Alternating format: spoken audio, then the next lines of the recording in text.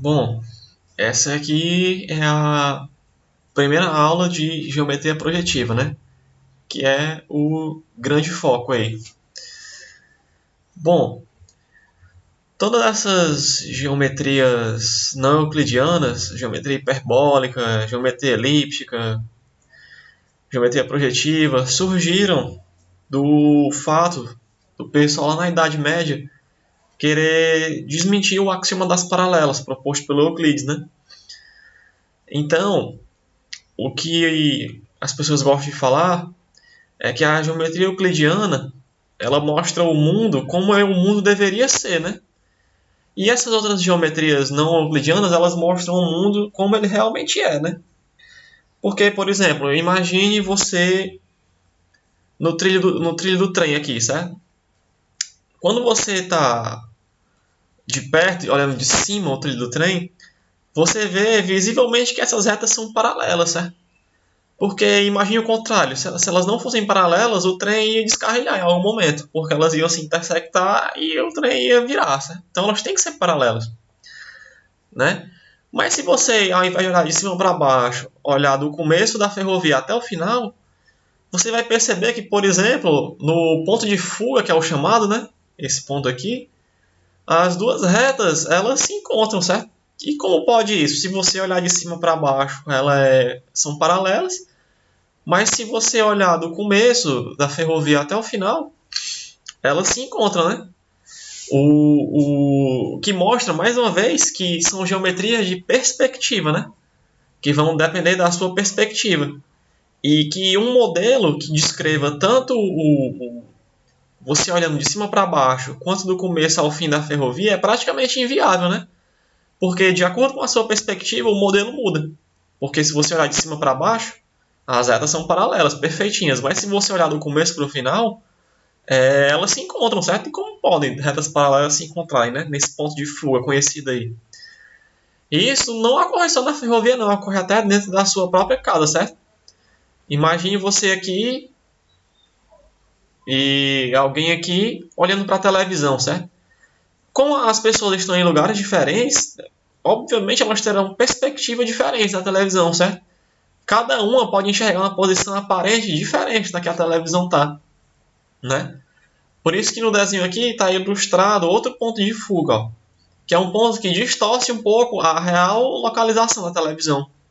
Pessoas que estão desse lado vão notar a televisão mais para esse lado, e pessoas que estão desse outro lado vão notar a televisão mais para o outro lado, certo? E é aí que surge o nosso estudo, certo? A gente tem que estudar justamente essas coisas. Por que essas retas aqui vão se intersectar lá no ponto de fuga, né? E por que essa televisão aqui ela parece estar em várias posições? É claro que ela está em uma posição só, ninguém está mexendo nela, mas para as pessoas sentadas em posições diferentes, a televisão ocupa lugares diferentes.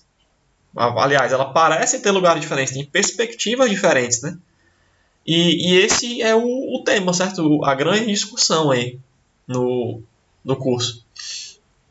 Como qualquer outra geometria, a gente começa definindo os axiomas, certo? Os axiomas da geometria projetiva, né? A geometria projetiva, ela vai incluir os axiomas de incidência da geometria euclidiana, certo? Vamos ler aqui, pelo menos. Eu já anotei todos antes, né? Os axiomas de incidência da geometria euclidiana, no caso, 1.1. Dados dois pontos distintos, existe uma única reta que passa pelos dois pontos. Esse é o antiguíssimo, né? 1.2. Toda reta tem pelo menos dois pontos distintos. Por que eu coloquei esse axioma em vermelho e coloquei várias interrogações aqui no final? Porque lá na frente eu vou acabar desmentindo esse axioma, certo? Vai parecer um pouco estranho, mas lá perto do final já eu vou acabar concluindo que toda reta tem que ter pelo menos três pontos distintos, certo? Depois que a gente trabalhar bastante, a gente vai acabar descobrindo isso, que toda reta tem que ter pelo menos três pontos distintos. Mas esse é o axioma da geometria euclidiana, certo? Isso está escrito lá nos livros da geometria euclidiana. E 1.3 existe uma reta L e um ponto fora da reta, certo? Isso é garantido. Isso você tem que acreditar. Aí você me pergunta, bom, nos próprios axiomas você já utilizou a palavra reta já utilizou a palavra ponto, né? Esses termos eles vão acabar sendo indefinidos aqui para a gente, certo? Porque se eu já estou usando eles nos próprios axiomas, não tem como eu definir os termos, certo? Então você vai acabar tendo que acreditar que ponto é ponto e que reta é reta, certo? Agora sim, os axiomas novos que a gente vai incluir, certo? Que já vai começar a esclarecer um pouco dessa situação do ponto de fuga. Que é o axioma das paralelas. Que vai ser justamente uma versão alternativa ao axioma das paralelas do livro do Euclides, né? Ou seja, eu vou até acabar ilustrando aqui um pouco. Seja L uma reta, né? Seja L uma reta. Aqui é a reta L. E A um ponto fora de L. Ou seja, essa reta e esse ponto, eles já existem por garantia do axioma 1.3, né? Ó. Existe uma reta L e um ponto fora da reta. Está aqui a reta L e está aqui um ponto fora da reta. Então, beleza, está aqui a reta, está aqui o ponto. O que a gente quer dizer? Então, toda reta que passa por A intersecta L. Como assim? Não vai existir uma reta que passe pelo ponto A que não intersecte L, certo? Ou seja, não vai existir uma reta paralela a L, né? Toda e qualquer reta que passe por A vai acabar intersectando L em algum momento, certo? Ou seja, essa reta pontilhada ela não vai mais existir aqui pra gente. Ou seja, toda reta que passe por A, em algum ponto, ela vai ter que intersectar a reta L, certo? Toda e qualquer reta que passe por A. Ou seja, as retas paralelas não são mais paralelas aqui pra gente. Ou seja, se você voltar aqui para cá, se você tomar esse trilho do trem com uma reta L e colocar um ponto A aqui nessa outra reta, ou seja, você tem a reta L, toda reta que passa pelo ponto A vai acabar intersectando L, ou seja, lá no ponto de fuga, né? Que vai ser o ponto de interseção das duas. Então você já começa a observar esses detalhes, certo? Que já faz parte da axiomática, né? Axioma da continuidade, né? Existe uma bijeção entre os números reais e os pontos da reta, menos um de seus pontos. Essa questão de menos um de seus pontos, creio eu que eu vou conseguir esclarecer ainda hoje, certo? Porque isso é uma questão de construção do próprio espaço projetivo, do nosso plano que a gente vai trabalhar, certo? É uma questão para que as contas façam sentido, certo? Bom, visto esse histórico aqui, né, dos axiomas e dos pontos de fuga, das curiosidades, né, eu vou deixar só mais claro aqui, e até em vermelho, a seguinte frase, né, que eu já até falei, que modelos euclidianos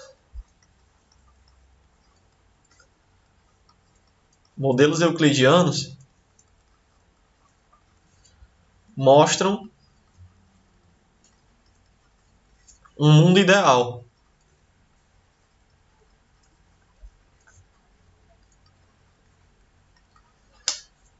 Já modelos modernos não euclidianos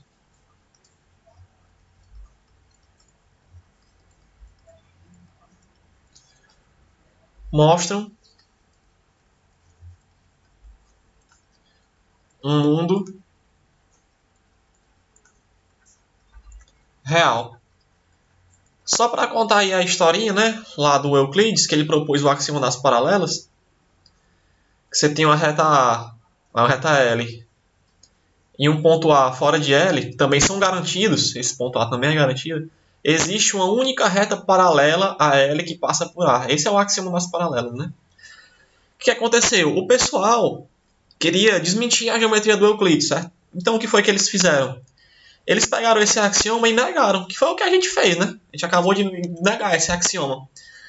E o pessoal negou e começou a ver se em algum ponto ia chegar alguma contradição, algum absurdo, certo? E eles começaram a trabalharam, foram fazendo teorias e provando, trabalharam mais um pouco. Eles trabalharam tanto que eles viram que não iam chegar a nenhuma contradição. Então eles pegaram esse trabalho todo e transformaram em geometrias não euclidianas, que é o caso da nossa, certo? Então, esse nosso estudo ele surgiu de uma tentativa de desmentir o axioma das paralelas que não foi bem sucedido. O pessoal tentou desmentir, chegar a uma contradição, e eles trabalharam tanto que não chegaram à contradição. Tudo fez sentido. Então, eles pegaram e criaram novas geometrias, certo? E essa geometria projetiva, ela serve de acesso às geometrias superiores, certo? Para chegar em geometrias superiores, você precisa passar pela projetiva, certo? Pela projetiva. Existia um livro aí na Idade Média, que o nome do livro era Tratado das Projetividades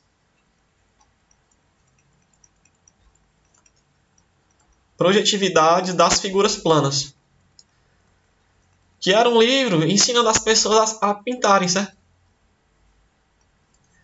Ou seja, você vê que esse negócio de projetividade, de perspectiva, ele não é recente, certo? Então o pessoal já sabe disso há muito tempo, né? Existiu até um livro ensinando a você fazer várias figuras de várias formas diferentes, que essas mesmas figuras pareçam figuras diferentes, certo? Como é o caso da nossa televisão, certo? Para as pessoas diferentes aqui, ela parece uma, entre aspas, figura diferente, né? E é isso. Então, agora saindo um pouco dos axiomas, né? Enfim, e entrando de fato na parte algébrica da coisa, sempre é bom começar mostrando onde é que vai ser feito o trabalho, né? Então, eu vou enunciar logo aqui onde é que vai ser feito o trabalho. Onde é que a gente vai trabalhar praticamente daqui até o final. Que no caso da geometria plana, é o plano, certo? Então, o nosso aqui, como a gente está numa geometria projetiva, a gente vai trabalhar intuitivamente no plano projetivo, né?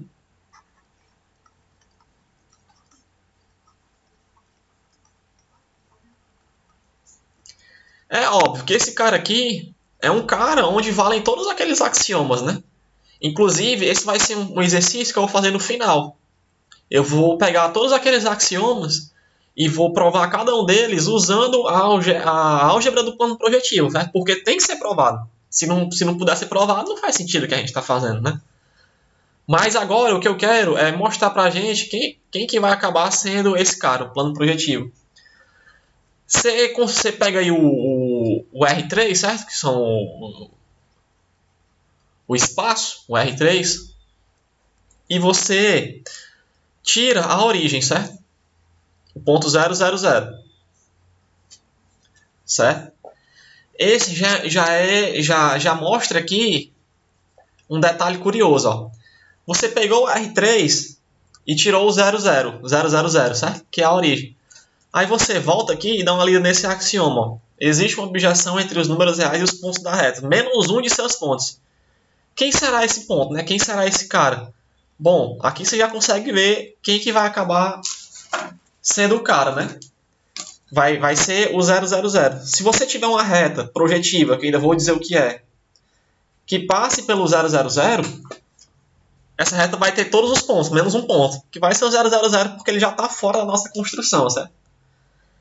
Bom, continuando aqui a descrição do plano projetivo, antes de finalizar a descrição por completo, nós já vamos fazer algo fundamental, que é definir uma classe de equivalência nesse plano, certo? Uma relação de equivalência. Você vai pegar um vetor V qualquer nesse espaço aqui. Pode anotar esse espaço, é o que a gente vai usar daqui até o final, certo? Esse cara aqui. Você vai pegar um vetor contido nesse cara. Um V que esteja lá naquele cara, certo? Esse V ele vai estar relacionado com o vetor W se e somente se V é igual a lambda W. Esse lambda aqui real, certo?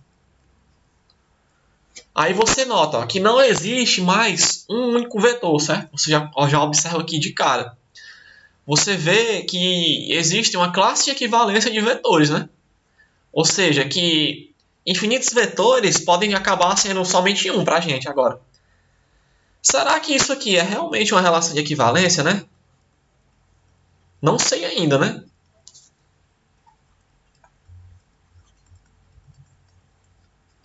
Relação de equivalência? Será que é mesmo?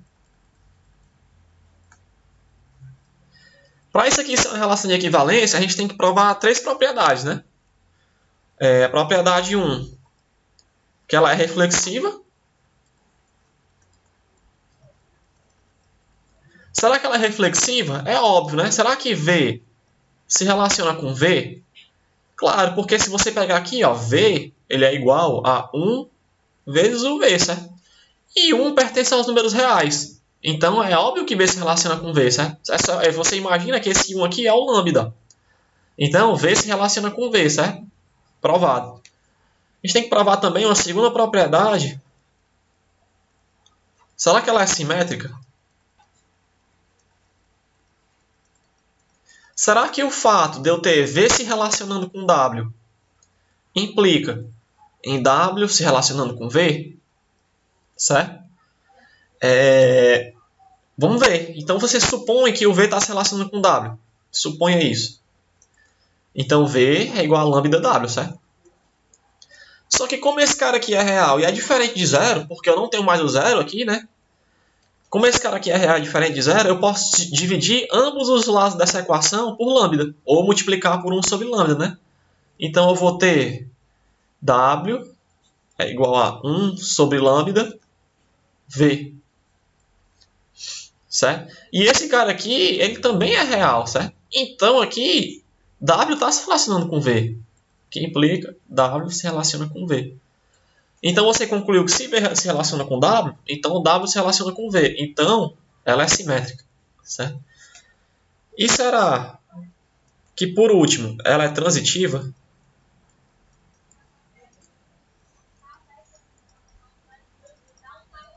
Será que ela é transitiva? Será que se você tiver V se relacionando com W e W se relacionando com U, será que isso aqui implica que V se relaciona com U? Será que isso acontece? Vamos ver. Se V se relaciona com W, então V é igual a lambda W. E se W se relaciona com U, W é igual a um certo θ U. Eu só botei aqui um valor diferente para diferenciar, certo? Então, eu vou pegar esse valor de W e substituir aqui em cima. Então, eu vou ter V igual a lambda. E quem que é o W? θ W. Que vai acabar sendo um número real, né? Um número real vezes um número real é um número real. Então, você tem V se relacionando com W. Certo? Então, pronto. Você provou agora as 3 propriedades. Então, você realmente viu que isso aqui é uma relação de equivalência, certo? E agora nós estamos prontos para definir a cara verdadeira do plano projetivo, né? Quem que vai ser o nosso plano projetivo? O nome dele, só para batizar aqui os bois, nós vamos acabar chamando o plano projetivo desse cara aqui, ó. RP2, certo? Quem que vai ser esse cara? Ele vai ser aquele conjunto que a gente definiu, R3 menos a origem, munido dessa classe de equivalência, certo? Que a gente definiu aqui, essa operação de equivalência. Esse sim vai ser o nosso plano projetivo. E se você pegar um ponto desse conjunto que a gente definiu, vão ser quem? Um elemento, você pegar um elemento, vão ser os pontos projetivos. E tanto os pontos quanto as retas vão ser classes de equivalência, certo? Então eu digo aqui, um elemento desse plano, um elemento que vai acabar sendo o quê? Uma classe de equivalência. Uma classe de equivalência. Eu vou chamar ele de ponto, né? Um elemento classe de equivalência desse plano são pontos projetivos. Pontos projetivos. Pontos projetivos. Certo? E só para ficar um pouco mais claro aqui o nosso trabalho, vamos definir aqui essa classe de equivalência dos pontos ou das retas, né? Lá no R3 você tem um vetor, né? Um vetor V, por exemplo. Um vetor V. Aqui a gente vai nomear de V barra, certo? V barra. Quem vai ser esse V barra? V barra é igual a esse conjunto aqui, ó. V barra é igual a lambda V. Lambda pertence aos reais e V é diferente de zero. V é diferente de zero. Esses serão os ditos pontos e retas. Vão ter as mesmas caras, certo? Os pontos e as retas. Só que ainda não defini muito bem retas, né? Os pontos já estão claros. Agora, retas, a gente não sabe ainda o que são. Só para ficar fixado, tem um exercíciozinho aqui. Que você tem que. Ele diz que tem V igual a 1, 2 e menos 1. E W igual a menos 3, menos 6 e 3. Vetores de R3 menos a origem, né? Aí ele quer que você mostre o seguinte, ó. E lambda pertence a R. Ele quer que você mostre que o V barra é igual ao lambda. Aliás, ele quer que você mostre que o V barra é igual ao W barra. Certo? Ora, mas isso aqui fica até um pouco meio óbvio, né? Se você pegar o V barra, né? Quem que vai ser o V barra? V barra, pela definição que a gente acabou de dar acima, vai ser esse conjunto aqui, ó. Lambda vezes V. Vírgula, lambda pertence aos reais e V é diferente de zero, né? Ora, V é diferente de zero, pô, é óbvio, né? Tá exibido ali. Então, se você pegar esse lambda aqui, no caso, igual a menos 3, certo? Fazer aqui do lado, ó. Lambda igual a menos 3. Quem vai ser menos 3 vezes V? Menos 3V é igual a menos 3 vezes 1, 2 e menos 1. Ora, menos 3, menos 6 e 3, certo? Que é justamente o W, né? Então, o W, ele tá dentro desse... Ele é esse conjunto aqui, certo? Ele é esse conjunto aqui. Porque se você fizer lambda igual a 3, ele aparece. E o W você pode fazer infinitas combinações, assim como o V, certo? Então, você pode escrever até o W assim, ó. W barra igual a menos 3 θ V. Θ pertence aos reais e V é diferente de zero. Então, você nota que esses conjuntos são iguais, certo? Por quê? Porque o θ é real e o lambda é real. Então, se todo número que você consegue obter aqui, você consegue obter aqui também, certo? Então, os dois conjuntos, eles são iguais, certo? Para chegar perto do fim, eu não vou dar uma definição 100% real a de reta, certo? Eu vou dizer só o seguinte que vai bastar por enquanto, que retas projetivas, assim como no plano euclidiano, né? Retas projetivas são subconjuntos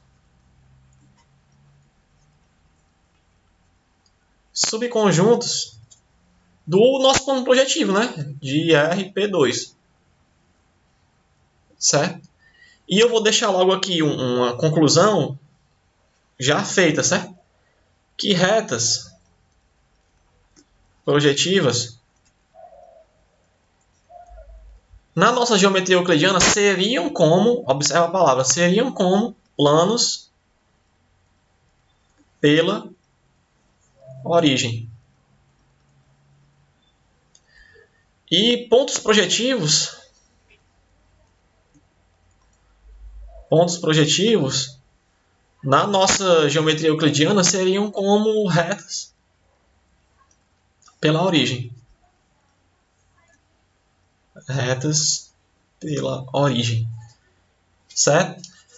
Pronto, feito isso, caracterizado o plano projetivo, nós estamos prontos para começar a provar as proposições, certo? A primeira proposição que eu vou provar aqui é que se você tomar aqui V, proposição 1, certo?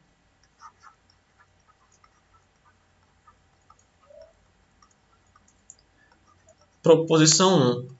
Se você tomar aqui V barra, né? Um ponto projetivo. Um ponto projetivo em RP2 e Ni, que é essa letra grega, né? Ni barra. Uma reta projetiva. E Ni, reta projetiva. Contida no RP2, certo? Repare que eu usei contida porque aqui é um subconjunto, certo? Aqui eu poderia usar, no ponto, eu poderia usar o pertence, né? Como na geometria plana. Você vai ter o seguinte, eu proponho o seguinte, ó. V barra e Ni barra são incidentes. Outro termo que a gente vai usar muito aqui, certo? Que acaba sendo indefinido, que eles aparecem nos axiomas. São incidentes se e somente se o produto interno deles, V por Ni, foi igual a zero. Certo? Prova. A prova do livro que eu estou usando, eu achei um pouco confusa, certo? Bastante confusa, na real. Porque aparecem os elementos do S2, né? Que é uma coisa que a gente não vai estudar por enquanto, que é a grande esfera. Se V e Ni são incidentes, vou provar primeiro a ida, certo? Provando a ida. Se V barra e Ni barra são incidentes,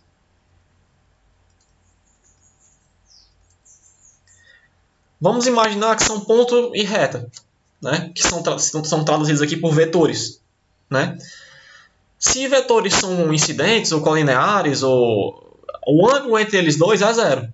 Ou seja, eu vou chamar alfa igual a ângulo entre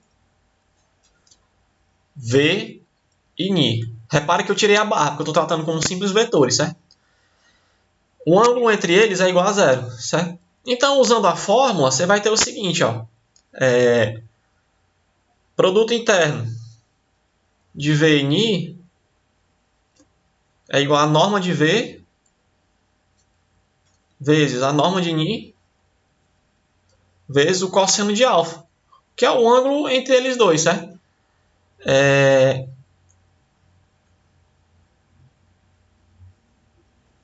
Então, nesse caso aqui,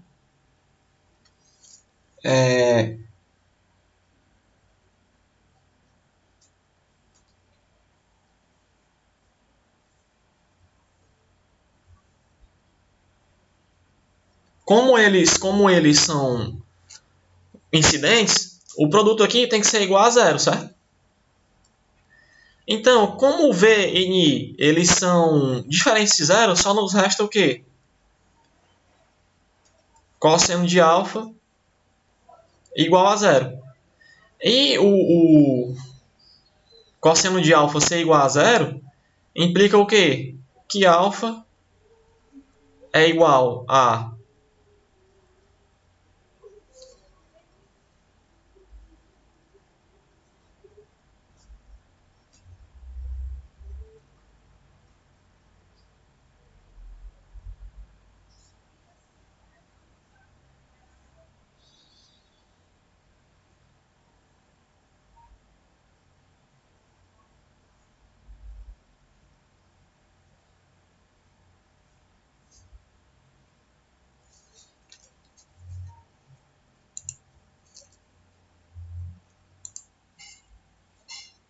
Bom, isso aqui vai acabar sendo...